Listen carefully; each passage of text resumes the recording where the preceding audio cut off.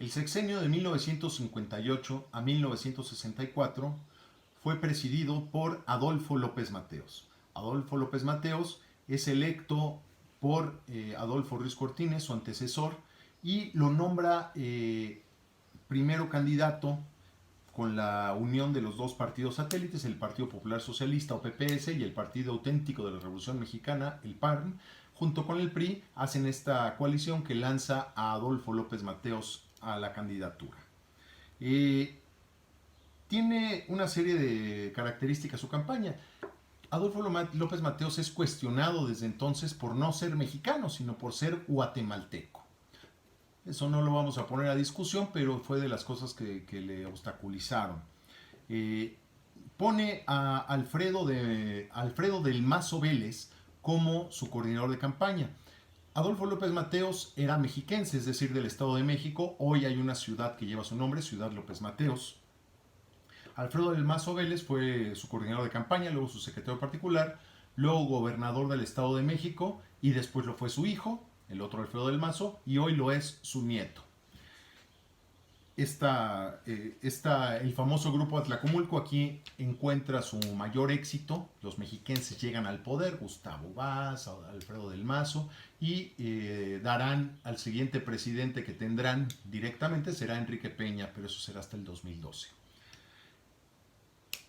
El péndulo que les comentaba de que se trataba de que un presidente fuera igual al otro, aquí López Mateos decide de alguna extraña manera ser de izquierda. Entonces cuando se le dice, oiga, y su gobierno es de izquierda, él dice, es de extrema izquierda dentro de la Constitución. Todo el mundo quedó así, bueno, así se definió su sexenio. No es que lo fuera así, afortunadamente, pero sí tuvo muchos coqueteos. Él inicia una separación con los Estados Unidos, es decir, no somos una colonia de Estados Unidos, empezó a separarse.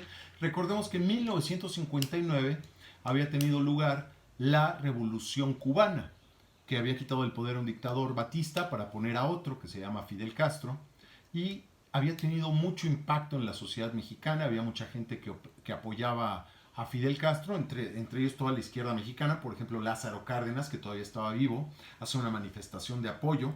La primera la toleró López Mateos, para la segunda ya la reprimió. Dijo, una cosa es que estemos en la izquierda y otra que vamos a apoyar que tiren a gobiernos, ¿no? Entonces sí, no, trataba de equilibrar un poco las cosas, aunque él se decía de izquierda, pero nunca se postuló, digamos, cercano a la Unión Soviética o a Fidel Castro, ¿no? Trató de mantener cierta relativa distancia. Vamos a hablar del tema internacional. Adolfo López Mateos trata de sacar a México al escenario internacional. Entonces es un presidente que dice, a México lo tienen que conocer, México es un país que tiene que ser importante para el mundo. Entonces es un presidente que decide entonces darle un giro para exponer a México al mundo. Inicia su sexenio y hace varias giras. La primera gira que hace, la hace a Sudamérica, ¿no? Con los países latinoamericanos, y esto era un acontecimiento. Los viajes entre presidentes no se solían presentar en esas épocas, estamos hablando de principios de los 60, y visita Venezuela, Brasil, Argentina, Chile y Perú, y es todo un acontecimiento por allá. Pues el presidente de México, acuérdense que teníamos toda la cultura, la XCW, luego Televisa, entonces es muy bien recibido, con mucho cariño como representante de los mexicanos en toda Latinoamérica, Adolfo López Mateos. Después dice, voy a ir al otro lado, y se va a Asia y recorre la India, Japón, Indonesia y Filipinas. Ahí en Filipinas existe el Parque México. Cuando ven una imagen de él, hay una estatua enorme de Adolfo López Mateos ahí en Manila, Filipinas. Después se va a Europa, y en esta visión que tenía de equilibrar entre izquierda y derecha, en ese momento estaba Europa dividida por la cortina de hierro. Entonces de un lado estaban comunistas y del otro lado los occidentales. Y él visita Francia de un lado, Yugoslavia del otro, Alemania de un lado, Polonia del otro, va también a Holanda. Y ahí está visitando Europa las dos partes. Es muy recordada esta gira de López Mateos. Va a los Estados Unidos, establece muy buena relación primero con Eisenhower, un breve periodo, y después con John Kennedy. Vienen a México, viene por el 62, 63, viene John Kennedy, viene a la Ciudad de México y es el primer presidente católico de los Estados Unidos y es toda una conmoción que venga porque además va y visita la Basílica de Guadalupe y por supuesto el PRI en su propio estilo los llena de acarreados. Entonces el presidente Kennedy pues ve todas las calles llenas, banderitas americanas, mexicanas por todos lados. Es una visita exitosísima. Hay incluso una estampilla postal, una moneda y todo de cómo cuando vino Kennedy a México. También viene por ahí el 63 Charles de Gaulle, héroe de la Segunda Guerra Mundial, líder francés, líder europeo. Es aquí también recibido en México como héroe de guerra, como tal. Y le va muy bien a Charles de Gaulle. Lo mismo, desfiles, banderitas, niños por todos lados. Le organizan una visita muy seria. En este mismo ambiente internacional, López Mateos dice, hay que sacar a México al mundo. ¿Y qué hace? Entre otras cosas, gestiona que vengan tanto las Olimpiadas como el Mundial de Fútbol. Las Olimpiadas serán en 1968, ya después de su sexenio, y el Mundial será en 1970. Ambas gestiones las organiza junto con, les dice, pues tengo una empresa televisiva importante, tenemos instalaciones, yo me comprometo, y logra entonces también es otra parte de esta proyección internacional de México. Su gabinete puso gente clásicos priistas, digamos, puso a Jaime Torres Bodet al frente de la SEP, se incorpora como ministro de Comercio a un señor que se llama Raúl Salinas Lozano, padre de Carlos Salinas de Gortari, después presidente, y también de Raúl Salinas de Gortari, del cual hablaremos en su momento.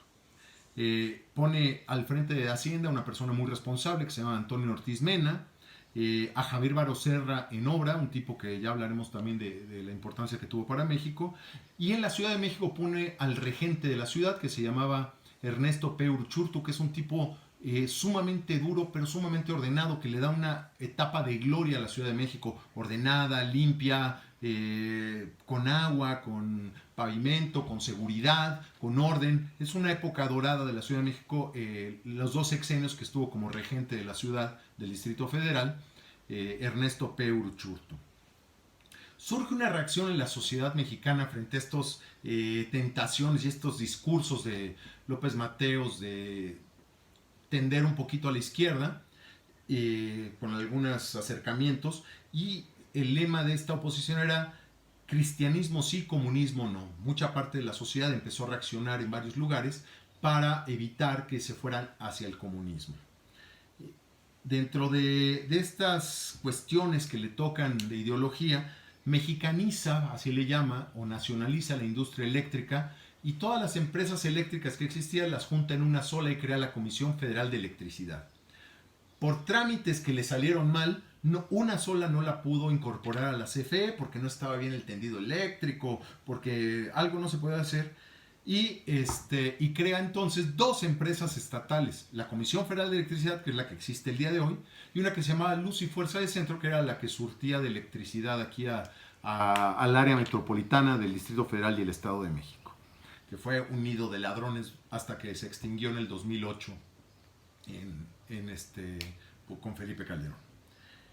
Le toca el 150 aniversario de la Declaración de Independencia, 1960, y el 50 aniversario de la Revolución.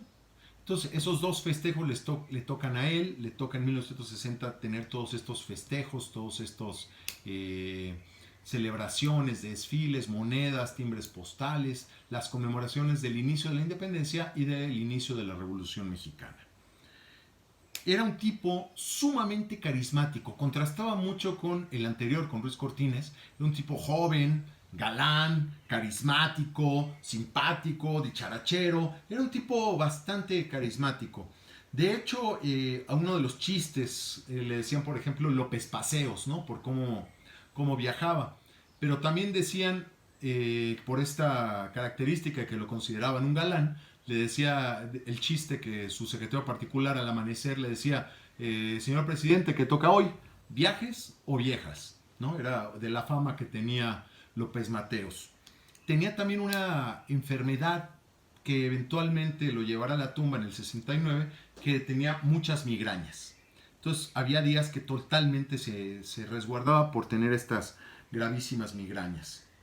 Políticamente crea una reforma electoral nuevamente en la cual permite que haya diputados plurinominales de cualquier partido mientras alcance el 2.5% de la votación, es decir, 5 diputados por cada 2.5% de la votación, y así sus partidos aliados pudieron tener diputados, pero también los pudo tener, por ejemplo, el PAN. El PAN empezó a meter diputados, no solo de ganar un distrito de vez en cuando, sino que también comenzó a tener una representación en el Congreso mexicano. Se estuvo siempre en el discurso, al menos del lado, él decía, de las masas, de los obreros, de los campesinos. Hace una reforma agraria muy fuerte, reparte 11.4 millones de hectáreas entre campesinos para crear ejidos en todo el país.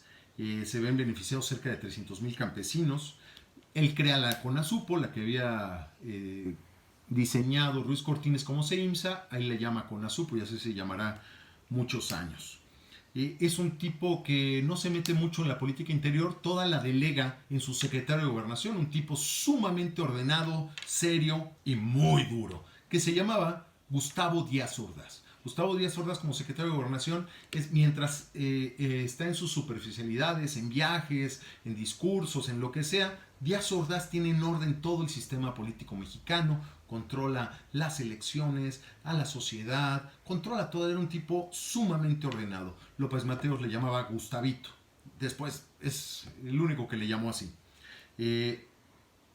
Surgen varias manifestaciones en contra del sistema político mexicano. Por ejemplo, David Alfaro Siqueiros, ¿no? El pintor, empieza a manifestarse en contra y lo meten a la cárcel de Lecumberri. A partir de entonces Lecumberri tendría ciertas crujías, ciertos sectores para el presidio político, para todos los opositores los mandaban para allá.